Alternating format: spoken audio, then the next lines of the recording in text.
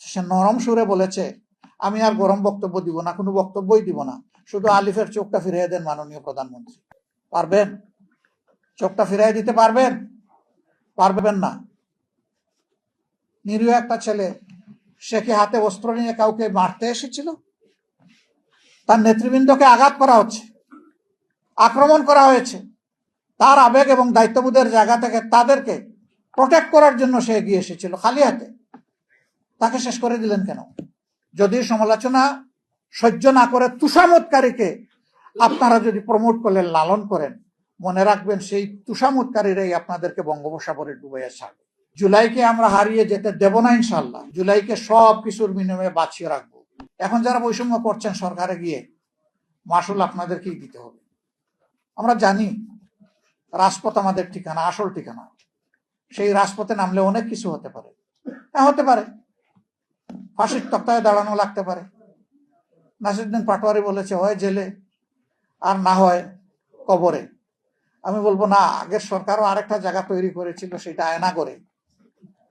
এরকম যত ঘর হোক, সকল ঘরকে ইনশাল্লাহ আমরা কোনো পাত্তাই দেব না। আমরা অঙ্গীকারবদ্ধ, গণভোটের রায় বাস্তবায়ন হবে ইনশাল্লাহ, বাংলাদেশে হবে।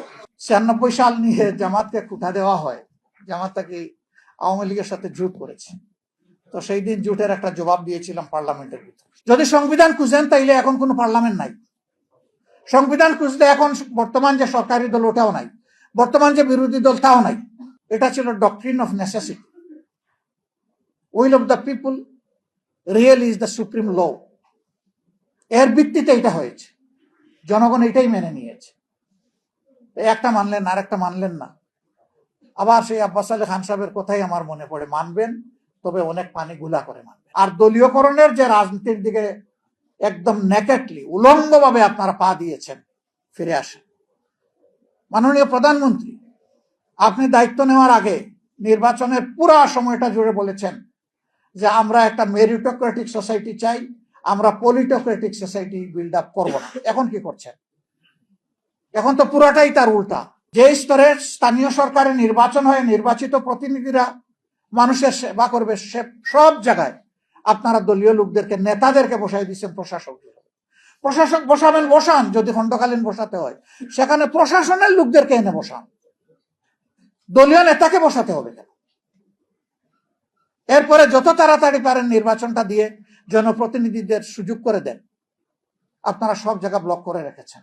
আমরা পরিষ্কার ভাবে ঘোষণা দিচ্ছি, এগুলো আমরা প্রত্যাখ্যান করলাম, এগুলো আমরা মানি না, এগুলো আমরা মানব না। আমরা কথা দিয়ে যাচ্ছি, লড়াই আমাদের চলবে ইনশাল্লাহ।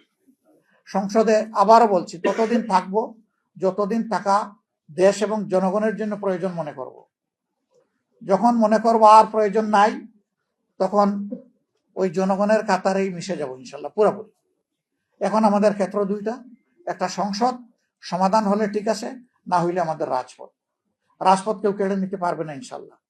আমি ব্যক্তিগতভাবে কারো সম্মানহানি করে ব্যক্তিগত আঘাত দিয়ে কথা বলার পক্ষে নয়।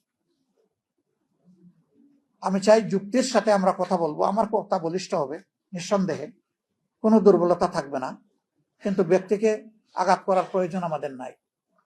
ব্যক্তি আর দায়িত্ব কিন্তু আবার এক জিনিস না, এখানে ভুল করা যাবে না। যারা দায়িত্বে আছেন তাদের সমালোচনা চলবেই। দায়িত্বে যদি থাকতে চান, সমালোচনা সহ্য করার গুণও আপনাদের